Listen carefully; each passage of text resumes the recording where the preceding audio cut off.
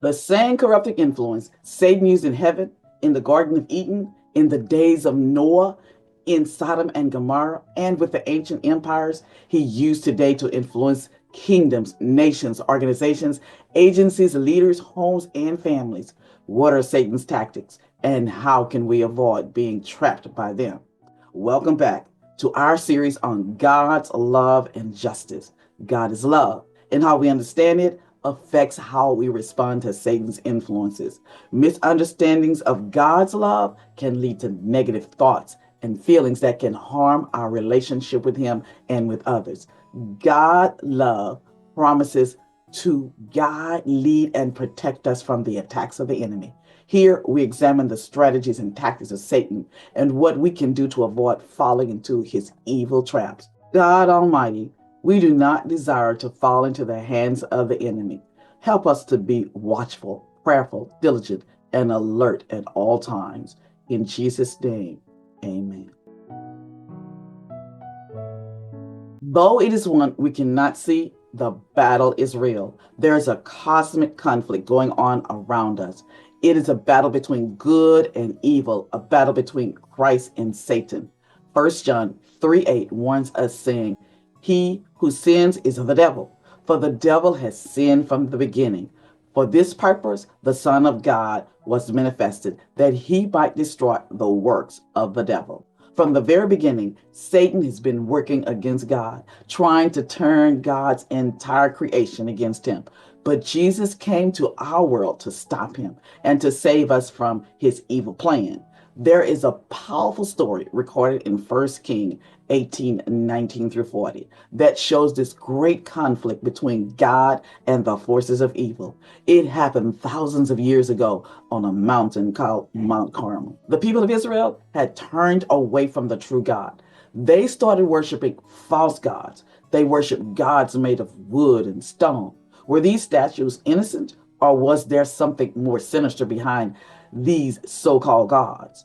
The prophet Elijah saw them as so significant. He challenged the people to choose between the true and living God and the gods made of wood and stone. He told them to gather on Mount Carmel, where he would prove once and for all who the real God was. Elijah stood alone, facing 450 prophets of Baal, a false god. The prophet of Baal cried out to their God, danced, shouted, and even cut themselves, hoping that their God would send fire from heaven. But nothing happened. Then Elijah stepped forward. He prayed to the one true God, and instantly fire came down from heaven and burned up the offering. There the people saw the truth before their eyes. The false gods had no power. The Lord is the true and living God. You see, these false gods weren't just empty statues. The Bible tells us that what was really going on behind the scenes. Although the Israelites thought the people were worshiping mere idols, false gods, the truth was much darker. Deuteronomy 32:17 says, they sacrificed to demons, not to God, to gods they did not know, to new gods, new arrivals that your fathers did not fear. Did you get it? These people weren't just worshiping statues or trinkets. They were sacrificing to demons, evil spirits pretending to be gods. The Apostle Paul warns us about this too. He says in 1 Corinthians 10:20, the things with the Gentiles sacrifice, they sacrifice to demons and not to God.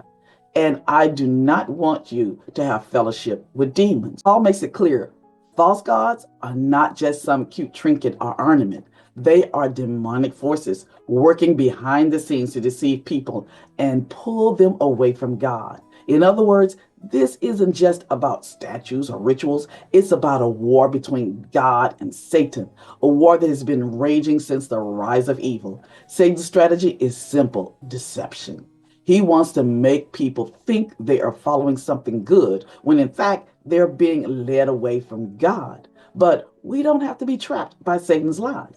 Jesus has already won the battle. However, we must choose to stand on his side. The battle is real, but the victory is already ours if we stand with Jesus. Understanding the background and implications of worshiping ornaments, images, stones, and trinkets and their connection to the worship of demons opens the door for us to better understand the nature of this cosmic conflict between good and evil, in which, if we are not careful, we can find ourselves in this entanglement. Satanic agencies are constantly at work, planning their line of attack, even attempting to block angelic agents sent by God from coming to our defense.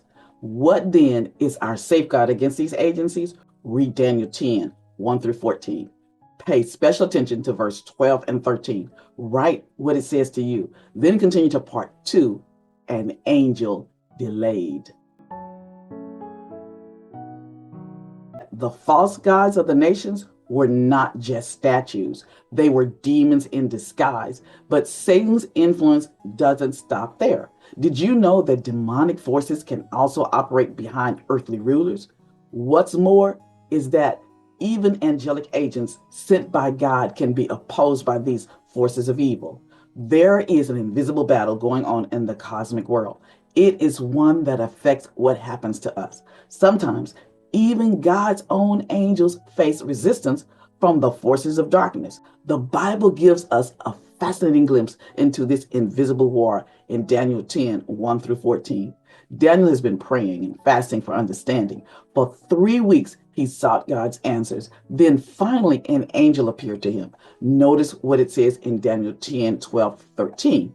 Then he said to me, "Do not fear, Daniel, for from the first day that you set your heart to understand and to humble yourself before your God, your words were heard, and I have come because of your words. But the prince of the kingdom of Persia withstood me 21 days, and behold, Michael, one of the chief princes, came to help me, for I had been left alone there with the king of Persia." Did you get it? Or did you miss it? From the very first day Daniel prayed, God sent an angel with the answer, but the angel was blocked for 21 days. How is that possible? How could a heavenly angel be stopped by an evil angel for 3 entire weeks? God could have answered Daniel's prayer instantly if he had chosen, but something behind the scenes was happening. For 3 long weeks, Gabriel, a mighty angel of God, was wrestling with the forces of evil, specifically the prince of the kingdom of Persia. But this was no ordinary prince. The Bible reveals that a demonic power worked behind the scenes, influencing the king of Persia. The book Prophets and Kings states, for 3 weeks, Gabriel wrestled with the powers of darkness, seeking to counteract the influence at work on the mind of Cyrus. Did you notice that the angel was not fighting a human enemy? He was fighting against the powers of darkness, trying to influence the king's decision. But why would God allow this struggle to last 3 whole weeks? Why didn't he just use his power to remove the force of evil instantly? The fact that Gabriel struggled for 21 days tells us something very important. God does not force his will upon people. As we have discussed in previous lessons, God works only through love. Love is the foundation of God's government. Love does not force or coerce. Yes, God is all powerful. He could have answered Daniel's prayer in an instant, but he doesn't use his power in a way that violates free will. Even in this cosmic battle, God operates by certain rules. These rules are what is called the rules of engagement. Satan has been given a certain level of freedom. That's why the battle continues. God's power is never absent. He works within the limits of love and freedom. The Bible tells us in 1 John 4:8 that God is love. He does not force obedience. He does not use fear or control. Instead, he allows us to choose. What does this mean for us today? Have you been in a situation where you had to work through love instead of force? Maybe you wanted someone to listen, to change, to do what was right, but you couldn't force them. You had to wait, pray, and trust that love, not coercion, would win. That's exactly how God operates. The battle is real. The forces of evil are working to deceive, delay, and destroy. But God is still in control. Even when answers don't come right away, even when the struggle seems long, we can trust that God is at work behind the scenes. If you've been praying for something and it feels like there's a delay, don't give up. Daniel waited 3 weeks, but the answer was coming all along. Know that evil angels are constantly at work, planning their line of attack, controlling commanders, kings, and rulers, and disloyal human forces. But God is fighting for us. This is why our prayers are so vital. Did you know that Satan has certain jurisdiction, but his jurisdiction is limited? What are his limitations? Read Revelation 12, 1 through 9, and Revelation 13, 1 through 8. Notice Satan's limitation. Then view the next segment of this video, part 3, Dragon of Revelation. The Bible makes it clear Satan is not just a troublemaker. He is the great deceiver, leading the whole world astray. He does not operate alone. He uses earthly powers and systems to carry out his mission against God and his people.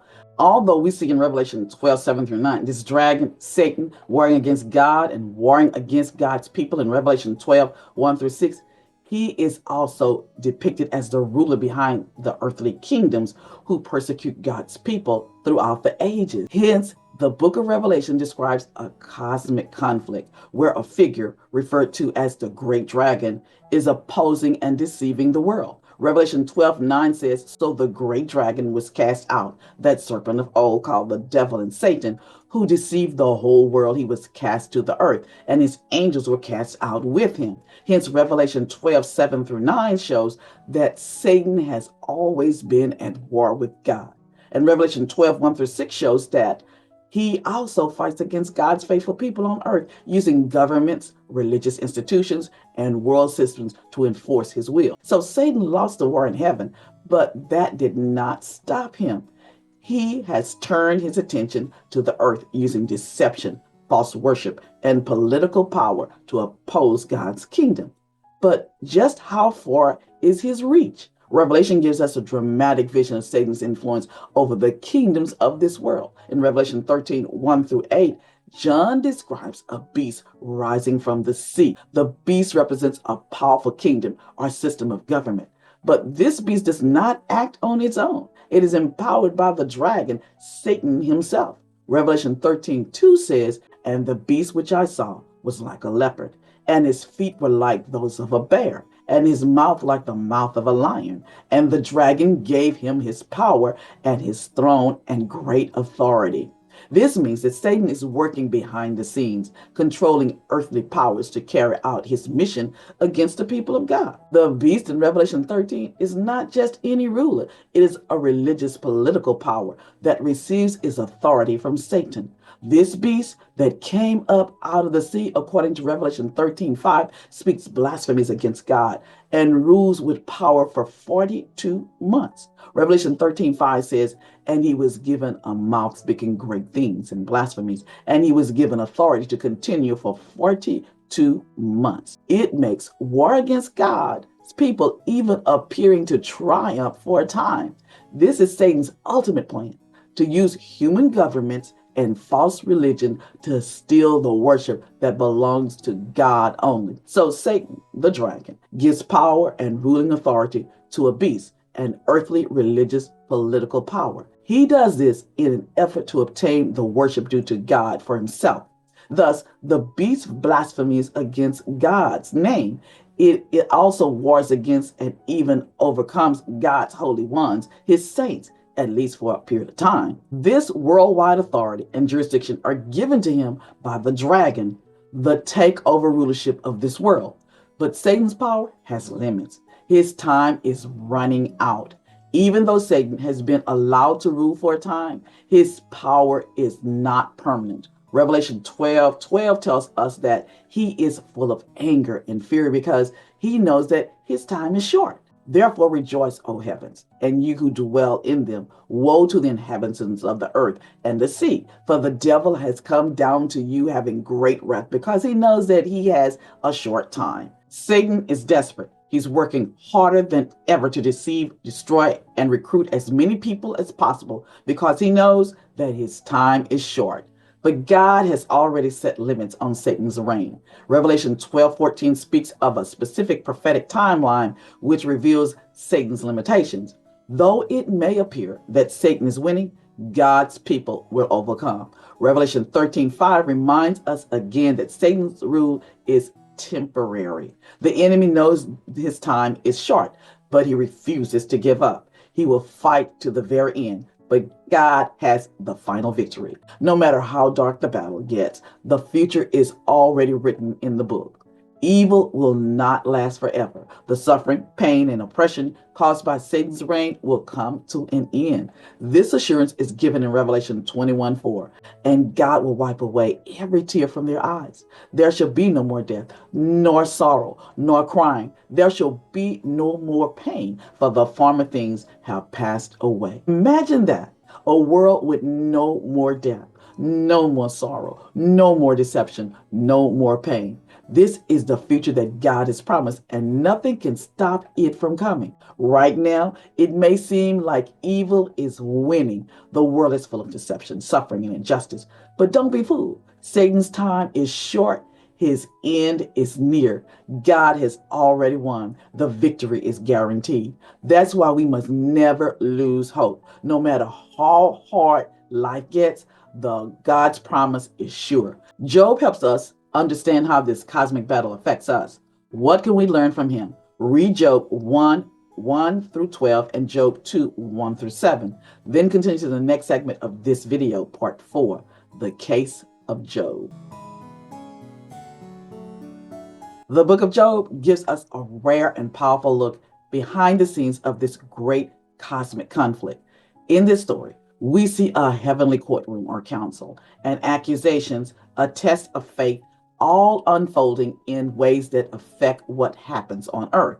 We now take a closer look at Job 1, 1 through 12 and Job 2, 1 through 7. This scene helps us better understand the principles of the great controversy.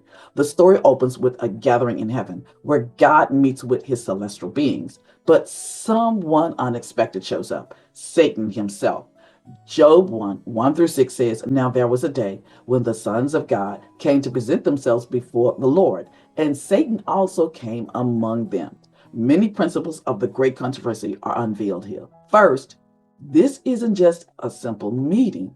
It appears to be a council meeting in which God is seated as the judiciary leader of this council, and Satan appears at this meeting. Therefore, this is not just a conversation between God and Satan. Other celestial beings are present. Second, there is an apparent existing dispute. God asked Satan a strange question. Job 1:8 says, "Then the Lord said to Satan, have you considered my servant Job, that there is none like him on the earth, a blameless and upright man, one who fears God and shuns evil?" Why would Satan need to consider Job? The question only makes sense when we understand that there is an ongoing battle between God and Satan. This battle is a dispute over who is truly worthy of worship and trust. Third, Satan's accusation is therefore an attack on God's character and Job's loyalty. God declares Job to be blameless, a faithful servant who loves him, but Satan opposes. He opposes both Job and God. Job 1, 9 through 10 says, "Then Satan answers the Lord, 'Does Job fear God for nothing? Have you not made a hedge about him and his house and all that he has on every side? You have blessed the work of his hand, and his possessions have increased in the land." Satan's accusations is clear. He accuses Job of not really loving God. He asserts that Job loves because of God's protection and blessings. This is therefore not just an attack on Job, it's an attack on God's fairness. Satan is saying Job's loyalty isn't real, it's brought. This amounts to nothing more than slander. It is similar to what we see in Revelation 12:10 and Zechariah 3, where Satan is called the accuser of the brethren. He is constantly attacking God's people, trying to prove that their faith is not real. Fourth, Satan alleges that God's protection of Job, that hedge, is unfair and makes it impossible for him to prove his allegations against Job and God. This helps us to see that God sets clear boundaries on Satan. These boundaries, as previously indicated, are called the rules of engagement. It shows that God has placed limits on what Satan can do. This also implies that Satan has attempted to hurt Job in some way before, but could not because of the limitations God had set. God responds to Satan's accusation in Job 1:12. "And the Lord said to Satan, Behold, all that he has is in your power. Only do not lay a hand on his person. So Satan went out from the presence of the Lord. At first, Satan is given power over Job's possessions and family, but he cannot touch Job himself. He grants Satan's power over all that he has, but prohibits personal harm to Job. Later, when Satan insists that Job only cares about himself, God allows Satan to afflict Job personally, but still with limits. Satan must spare his life. It says in Job 2:6, so the Lord said to Satan, behold, he is in your power, only spare his life. Thus, we see in Job 1:20-22 and Job 2:9-10 that Satan brings numerous calamities against Job's household. But in every case, Job continues to bless God, disclaiming Satan's charges. After losing his wealth, his servants, and even his children, Job does something incredible. Instead of cursing God, he worships. Job 1:20-22 says, then Job arose, tore his robe, and shaved his head, and he fell to the ground and worshiped. He said, naked I came from my mother's womb, and naked shall I return there. The Lord gave, and the Lord has taken away. Blessed be the name of the Lord. In all this, Job did not sin nor charge God with wrong. Thus, we see that Satan's accusations are false. Job did not serve God only because of protection and blessings. Even when everything was taken from him, he remained faithful. Even when Job was personally afflicted with painful sores, his faith did not waver. In Job 2:9-10, it says, then his wife said to him, do you still hold fast to your integrity? Curse God and die. But he said to her, you speak as one of the foolish women speaks. Shall we indeed accept good from God? And shall we not accept adversity? In all this, Job did not sin with his lips. Job's response proves Satan wrong. God's way of ruling the universe is fair and just. Faithfulness is possible even in suffering. This story teaches us important truths about the great controversy. There is a council or courtroom in the heavenly realm where God's character is being challenged. We see also in this conflict between God and Satan that there are rules of engagement. Satan has power, but only within limits. The allegations Satan has made against God can be settled, but only with boundaries set in the heavenly court. In this conflict, God is committed to not violating his sacred principles of love, which are the foundations of his government and how he rules the universe and the other intelligent beings in it. God's rule is based on love, not force. He allows us to choose him freely, even in suffering. The great controversy is still happening today. Satan is still accusing. He is still testing. But like Job, we can choose to trust God no matter what happens. Desire of Ages says the heavenly scene in the book of Job provides insight into the great controversy and how it affects us as servants of God. It was generally believed by the Jews that sin is punished in this life. Every affliction was regarded as the penalty for some wrongdoing, either of the suffering himself or of his parents.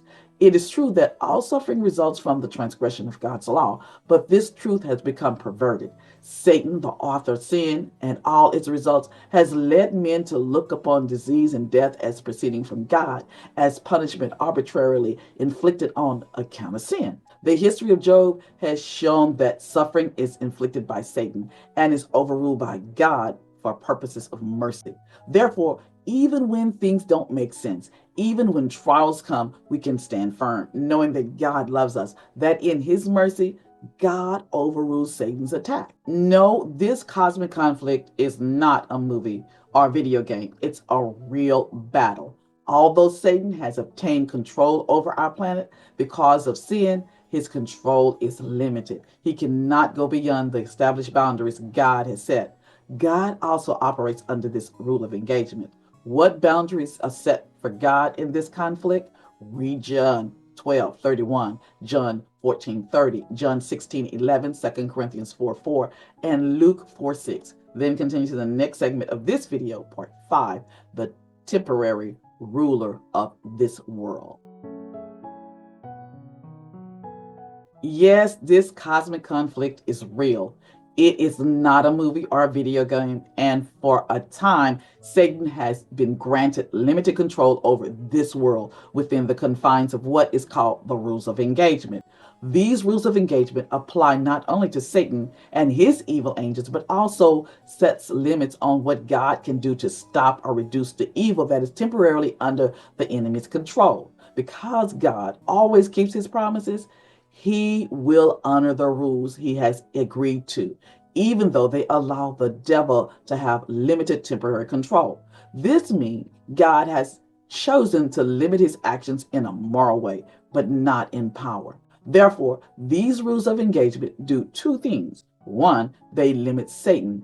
He can only go as far as God allows. Two, they also limit God because God keeps his promises and does not use force to stop evil immediately. Though God is all powerful, he does not take back his word. Since Satan has gained temporary rule because of the actions of Adam and Eve, therefore he has some moral limits on his own actions without lessening his power. But what exactly does the Bible say about Satan's temporary rule?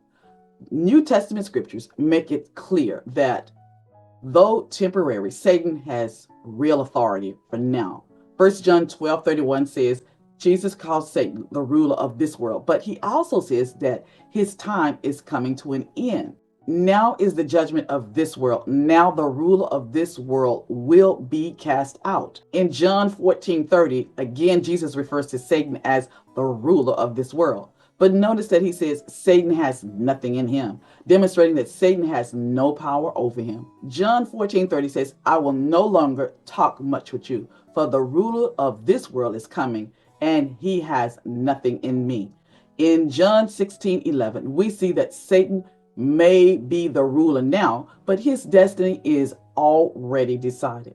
He has been judged. His rule is only temporary, of judgment because the ruler of this world is judged. Paul also confirms Satan's authority on earth in 2 Corinthians 4:4, saying, whose mind the God of this age has blinded, who do not believe, lest the light of the gospel of the glory of Christ, who is in the image of God, should shine on them.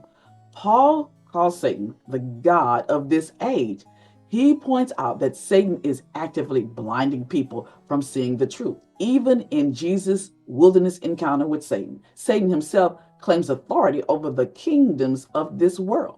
Luke 4:6 says, and the devil says to him, all this authority I will give you, and their glory, for this has been delivered to me. I give it to whomever I wish.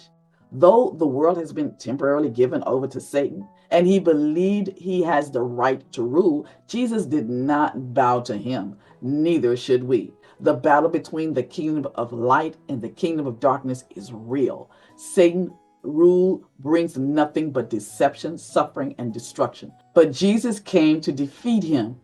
John 3:8 says, for this purpose the Son of God was manifested, that he might destroy the works of the devil. Jesus' entire mission to this earth was to destroy Satan's power, not by force, but through love, truth, and sacrifice. But if Jesus had already won, why does evil still exist? There are two reasons why God does not immediately wipe out Satan and sin while remaining true to the principles behind his government. One, God grants free will to all his creatures. He does not force our will. Two, there are rules of engagement. Although they have not been fully revealed to us, at least for now, they do exist. These limits on what God chooses to do have a big impact on his ability to quickly reduce or remove evil in this world. Because of this, we still see evil and suffering, which makes some people question whether God exists or if he is truly good. But when we understand the bigger picture of the great controversy and the limits God has set on how he will handle evil, we can begin to see why things are the way they are, at least for now. Thus, these limits are not about power, for God could destroy Satan in an instant. But because God is love, he allows evil to fully reveal itself so that no one in the universe will ever doubt his justice. Though many may struggle with the idea of a good God allowing suffering, Understanding the great contrast between good and evil helps us see that God is not the cause of evil. He is working to bring it to an end. Therefore, we must understand that the evil, pain, and destruction in this world is not from God. It is the result of Satan's temporary rule. Right now, it may seem like Satan is winning. The world is full of evil, deception, and suffering, but there is no need to be discouraged. Why? Read Mark 6:5 and Mark 9:29. Then continue to the next segment of this video, part 6, Limits and Rules.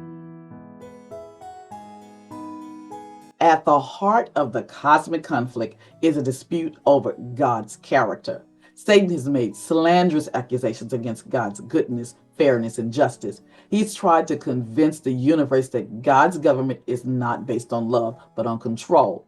The best and perhaps only way to disprove this accusation is through a fair and open investigation.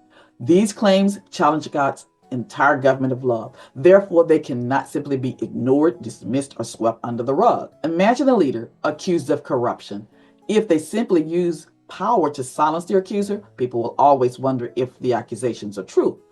But if the leader opens everything up for investigation, allowing full transparency, then the truth will be seen clearly once and for all. Satan has accused God of being unfair. The universe is watching, and the truth will be revealed. He is allowing the evidence to be seen. This means that if God had agreed to certain rules of engagement in this cosmic battle, then he will not violate these limits, even though he has power to do so.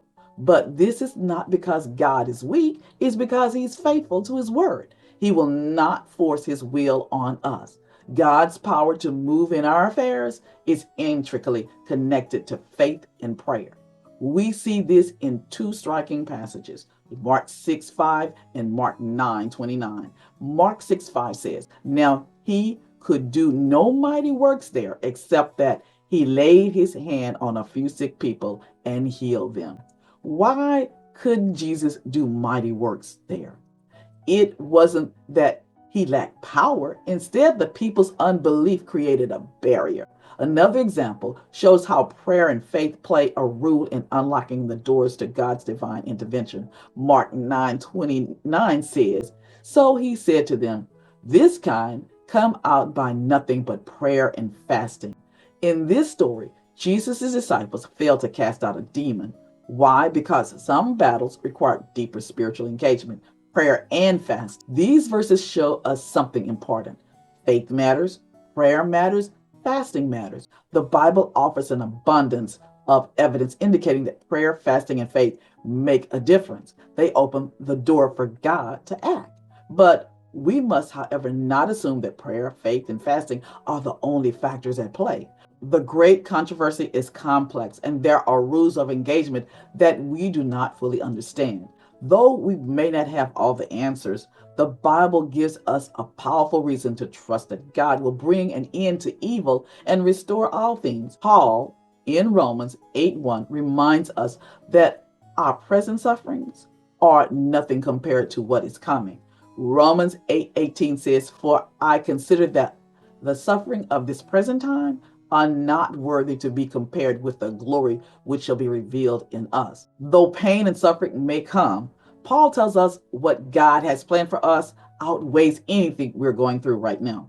Revelation 21:3-4 gives us a beautiful promise about our future, saying, "And I heard a loud voice from a throne saying, 'Behold, the tabernacle of God is among men, and he will dwell among them, and they shall be his people, and God himself shall be among them. And he will wipe away every tear from their eyes, and there will no longer be any death.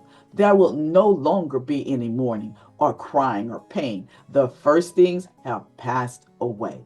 Right now, we live in a world where Satan still has temporary control.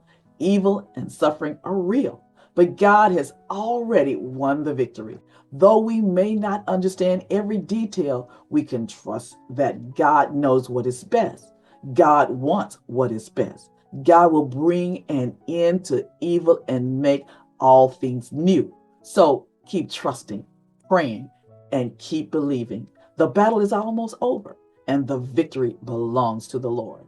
Thank you for watching this video. To be notified when my next video comes out, subscribe to my YouTube channel, Sabbath School Daily by Dr. Brenda Ware Davis.